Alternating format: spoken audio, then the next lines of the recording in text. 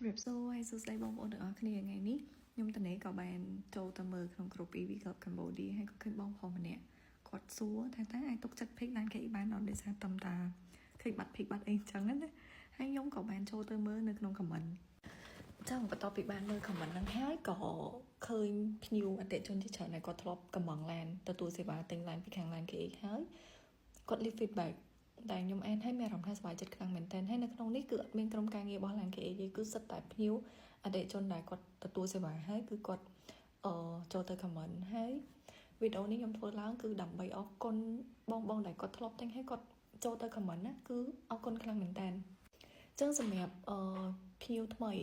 តែគាត់អត់ទាន់ដឹងពីព័ត៌មាននេះគាត់អាចឆាតសួរមកកាន់ឡានគេបានឬមួយក៏តនេ